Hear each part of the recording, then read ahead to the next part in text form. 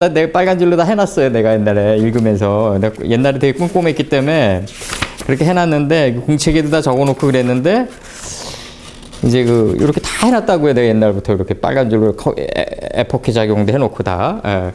근데 이제 이게 내가 이제 너무 오래된 책이기 때문에 잊어버렸어요. 근데 내가 요 근래 이렇게 창세기를 내가 50장까지 이렇게 진격해 나가면서 이 사도 바울의 문장을 보면 좀 거부감이 자꾸 와요. 그래서 내가, 이게 헬레니즘이 들어가 있구나. 나는 이제 그래서 이제 우리가 인간 생각과 의지 이런 걸 자꾸 배격하잖아요, 우리가. 헬레니즘이란 거는 이제 BC 600년도, 700년도 전에 이제 생성된 이제 문명인데, 이게 굉장히 이제 인간 의지와 역동성과 이런 걸 강조한단 말이에요. 그리고 이게 이제 체육으로 들어와가지고 막 근육형의 이런 거가 정착이 되는 거 아니에요? 이제 빨리 달리고 1등 만능주의, 자기중심적인 사고방식, 이 자기중심적인 사고방식이 이제 마크시즘으로 들어가고 이제 공산주의로 태동되는 이러한 것들. 그 다음에 이제 민주주의에서는 이제 집단 이데올로기라고 그래가지고 민주라는 미명 아래 이제 정부가 탄생하고 또 다른 사울의 정부가 탄생하는 거죠, 이제. 원래는 이제 하나님이 바라셨던 거는 이제 하나님의 말씀만을 나라와 정부를 삼고 개개인이 삶을 하나님 삶에 밀착해서 기어가는 그러한 삶을 바랬던 거예요, 원래는. 지금 다 사울의 정부가 다 들어서 있는 거 아니에요, 각 나라마다. 엄밀히 따지면. 각 나라마다 사울 정부예요, 다 그게. 사울의 정부인데, 지금 여기서 보면은 토인비가 이제 그런 얘기를 한단 말이에요. 이제 요거 시작하기 전에 요거 얘기해 줄게요. 모든 고등 종교의 공통의적인 이 잘못된 종교는 철의 장막 뒤에서는 이제 공산주의라는 형태로 나타나고 이쪽에서는 국가주의, 민주주의에서는 이제 국가주의적인 형식으로 나타났다 이거죠. 국가주의와 공산주의는 그 근본에 있어서 똑같은 주제, 곧 인간의 자기중심적인 자기 숭배의 변형에 불과하다는 거죠. 자기중심적인, 그러니까 이게 음료 이세벨이란 말이죠. 자기 생각.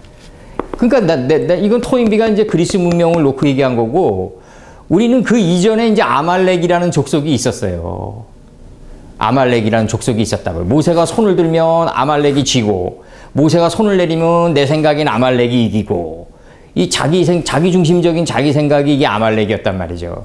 그럼 아말렉 족속이 태동하기 이전에 창세기 1장 2절에 무지가 있었단 말이죠.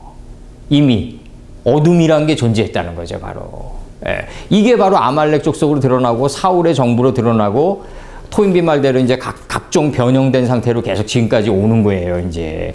민주주의란 미명하에 이제 국가주의란 형태로 탄생되고 저쪽에서는 사회주의, 공산주의란 형태로 이제 태동이 되는 건데, 이런 것들이 이게 이제 헬레니즘에서 이제 토인비는 왔다고 보는 거예요, 이제. 토인비는 그렇게 보는 거고, 그러면서 이제 토인비가 얘기하는 게 뭐냐면, 신약 성경에 대해서 잠깐 얘기를 나눠요. 토인비가 여기서 한 국가의 종교 간에서 뭐라 그러냐면, 이 사도 시대 때의 이 헬레니즘 철학이 상당히 들어왔다.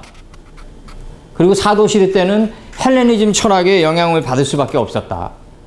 그러니까 이런 얘기를 하고, 근데 이제 여기서 내가 왜 이 책을 들고 왔냐면, 이 책이 어느 정도는 토인비 얘기가 맞는 게 뭐냐면, 내가 이렇게 보면은 욥이나 시편이나 그 다음에 베드로나 이런 분들이, 사도 요한이나 이런 분들이 쓴 글은 어느 정도 이게 일맥요연한 게 있어요, 영적으로 깊이가. 근데 사도 바울 같은 경우는 내가 틀렸다 그러는 게 아니라 이 헬레니즘 철학이 들어와가지고 논리학 같은 게 많이 들어왔기 때문에 한 중간 단계 수준에서 우리가 바라볼 수밖에 없는 수준이라는 거죠. 한 중간 단계. 많은 목사들이 사도 바울을 숭상하고 정말 떠받들고 이렇게 가지만, 결국 내가 볼 때는 상당량의 헬레니즘 철학이 들어와서 기술적으로는 많이 영의 혈도를 막고 있는 면이 많다. 이렇게 보는 거예요, 내가. 예. 이게 봐봐요. 욥선친 같은 경우에 물밑 깊숙한 곳을 걸어봤느냐. 이런 문장들이 훅 나가잖아요, 이거는 모세가 궁창 아랫물과 궁창 위의 물을 나누는 거랑, 궁창 아랫물이 궁창 위의 물에 있으니까, 궁창 위의 물이 궁창 아래 들어가 있으니까, 궁창 밑에를 걸어봤느냐라고 얘기하는 이 시대를 떠나서 동일한 문장들이 있거든요. 그 다음에 이제 뭐 모세가 썼던 창세기 1장 5절에서 어둠을 깨닫기 위해서는 밤이 필요했다. 그럼 사도 요한은 뭐라 그러냐면 요한계시록 21장 21절에서 그 성읍에는 밤이 존재치 않는다. 딱 쳐버리거든요, 그냥. 그럼 그 단어 하나에 엄청난 그 영적인 깊이가 내재된 발언들이 나가는데 사도 바울의 발언 같은 경우는 영적인 깊이가 떠내려면 별로 없어요. 그 안에 담긴 본질이 별로 없다는 거죠. 단지 영적인 교훈서 형태로 갈 수는 있어요, 우리가. 하나님의 말씀을. 어떤 형태냐면 내가 하나님의 말씀이 신령한 줄 아는데 육신에 속하여 죄 아래 팔려가는 나를 보는도다. 내가 원하는 걸 하지 않고 원치 않는 그것을 한다. 요거는 우리가 하나님의 말씀을 지키려고 애쓰는데 안 지켰을 때 오는 마음판에 지진이 일어날 때 아주 유용하다는 거죠. 그런 말씀을 딱 받으면 자기의 현주소를 파악하기에. 그러나 그 밑에 그 안에 담긴 더 엄청난 비사가 계속 7 암양 새끼를 따로 놓듯이 물어나냐 하면 안 물어난다는 거죠. 거기서에 바로 그 살짝 건드리는 그 심령을 타치하는 그 교훈에 불과하다는 거죠. 이게 7 암양 새끼를 따로 놓는 어떤 영의 혈도의 그 흐름이란 게 있어야 되는데 약간 막고 있다. 좀 그렇게 보는, 약간 막는 정도가 아니라 보통 막고 있는 게 아니다. 이렇게 보는 거예요, 지금. 이건 각자가 알아서 판단할 문제고, 이제 여기서 이제 그 요한계시록 한번 봐보자고요. 요한계시록을 보면은,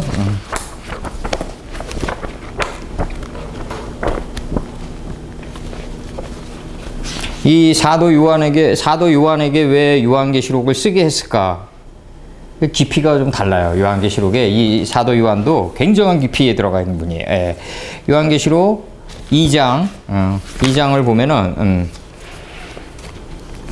2장 이제 여기서 2장 3절 한번 한글 성경으로 읽어 드릴게요. 또 네가 참고 내 이름을 위하여 견디고 게으르지 아니한 것을 아노라. 이렇게 돼 있어요. 이것도 이제 결국은 헬라어로 다 이제 기술돼 있는 거죠, 이제. 알고 보면. 우리 홍감사님, 저거 하시네. 요것도 다, 요거, 헬라어로 다 기술돼 있는 거예요, 이게 다. 헬라어로 기술돼 있는 건데, 여기서 보면 이제, 네가 들어올리는 것을 많아지게 할 것이다. 그러면 이 들어올리는 것을 많아지게 한다는 얘기는 뭐냐면, 하나님의 이제 66권이 내 안에 이제 깊이 내재돼 있으니까, 물밑 깊숙한 곳에, 마음판 깊숙한 곳에 내재되어 있으니까 지금 이걸 들어올려야 되는 문제가 남아있거든요. 그럼 이제 하나님의 말씀은 뭐냐면 우리 안에 이미 다 창조되어 있다는 거죠. 우리 안에 내가 항상 얘기하지만 우리 안에 하나님의 말씀이 다 창조되어 있기 때문에 이걸 들어올려서 많아지게 해야 되는데 이걸 들어올리는 게 뭐냐면 옛날에 우리 요 크로잡 좀 시켜주세요. 요거 크로잡 시키면은 옛날에 이 물두멍이 이게 5큐빗으로 들어올려졌단 말이에요, 이게. 5큐빗이에요, 요게 마콤이죠, 마콤. 이게 이제 하나로 일어선 건데, 이게 공법이 돼서 일어선 건데, 그러면 이제 이게 물두멍인데, 이게 물두멍. 근데 여기 물들이 이제 있단 말이에요, 이게 이제 물들이. 그리고 이제 여기 이제 이렇게 성소와 휘장이 있고, 지성소가 있었단 말이죠. 요거를 아주 상세히 들어가자고요. 그러면 이 성소 안에 뭐가 있냐면 등대, 상, 등대, 진설병 이렇게 있었단 말이죠. 이렇게 있었다고요. 휘장이 있고 그럼 지성소 안에 뭐가 있냐면 이제 언약궤가 있단 말이죠. 이제 이 언약궤 안에 66권의 두루마리가 있어요. 이렇게 돼 있죠. 그죠?